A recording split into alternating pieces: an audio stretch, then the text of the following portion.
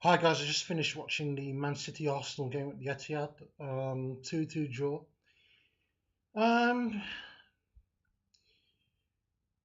don't know whether to class this as a good result or a bad one really, because yes, we put pressure on City to finish in the top four, and this is a good. Obviously, this is a good result for Man United because they've now got two games in hand. They've only played 36 games now at this point.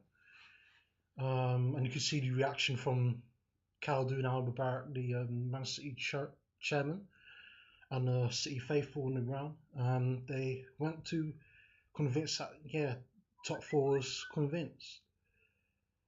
But on the other hand, Arsenal, defensively today, I thought we were quite poor really. Um, and to be honest, that second goal from De Bruyne, I know you could say that Czech should have done better. The way it just went past him, but the thing is, you could see that the pitch was poor. I mean, very watery. I could see some players almost falling over at times. The Arsenal back four, but it should never have come to that point where De Bruyne, just and you can hear Niall Quinn saying, there's a really good solo goal. And, it should never have got to that point because he's probably City's most talented footballer, and who knows, he could have scored more goals. I thought Sanchez and Drew did not too bad today, I guess. Welbeck, I worry about Welbeck because I really want to see Welbeck starting in I really wanted to see him, start the whole game, play the whole game, and you never know if Arsenal and the manager and the injury team, you never know when these players are going to come back because you're lied to a lot. I mean, we came into this game hearing that Özil was injured, and that's our key playmaker, who's our good playmaker, and who knows, he could be out for the Euros, for Germany, and we need him for our next game against Villa.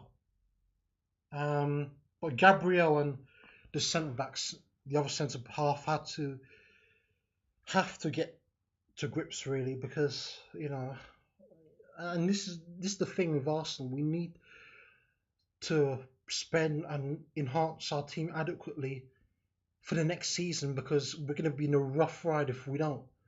I mean, and that's not even it. The tactics defensively for the whole season have been absolutely awful. But for me, it's not really been a surprise because this is why we have bottled league titles.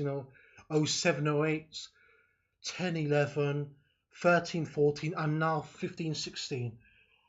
But you just put to the question, will the manager do anything about it? Because I don't understand, why he's being very frugal with the money. And this sense of being frugal has ended up in us being missing out on titles. And, other teams like Man City, our opponents, today, gaining titles. We need to take an example of Man City and Leicester. Obviously, not this season for Man City, but they're past two title-winning teams. What else can I say? Walcott. He was useless again. I don't know what Campbell has to do to get in this team. Why is Coquelin starting on the bench all the time? I mean, what is Ramsey doing in there? Ramsey. I mean, I know he did some good slide tackles today, but passing wise, he's awful. I mean, Santi Cazorla, if you're going to be bringing him on when we've got 20, 25 minutes left to go, start him at the start of the second half, or you bring him on at the start when we start the game. He's one of the reasons why we failed to win the league. But we should have had the backup there. We should have spent in the summer. We're not bothering to play Arteta and Firmini, but yet we want to keep on playing Ramsey. And that's another thing. I thought we should have brought back Cesc Fabregas from the other time, because with Fabregas we would have had a great backup to Santi Cazorla, and we'd have better quality and depth for the season ahead. If we had someone like Fabregas, I know he's been not all that this season, but he's still a great passer, and I'd love to have him back in Arsenal. Um, because to be honest, that's the only guy I like still. I don't like Nasri or Percy or any else of those other idiots, but but I know Spurs lost 2-1 at home to Southampton, and that's another thing I want to get onto. I mean, Koeman is another good manager that I'd love to see come and manage Arsenal, and bring someone like Dennis Bergkamp right next to him, or Henry, because him and Bergkamp would be perfect together. I think Koeman is a brilliant manager. He's now in sixth position with Southampton ahead of Liverpool. Liverpool have got Jurgen Klopp, so to be ahead of someone as good as Jurgen Klopp, you've got to be a good manager, and especially with the resources that Southampton have. You know, losing their key players to Liverpool, or should we say Liverhampton, because Liverpool have been stealing quite a bit of Southampton's players.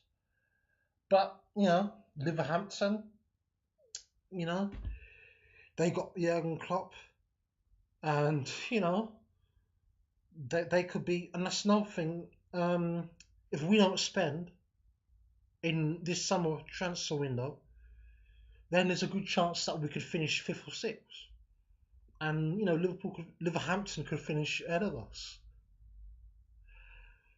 But yeah, that's a wrap for today and for this weekend. I'll be back for the next match preview, and that's another thing. I'm sorry that I didn't manage to do a preview for the past two Premiership games. It's just been a bit busy. But for this next match and our final match for this season, I will be doing a preview, and for the Aston Villa game. But yeah, let me know your thoughts for this game in the comment section below, and what your feelings on the current situations are in this football club. And yeah, thank you very much for watching, and I'll see you again next week. Bye.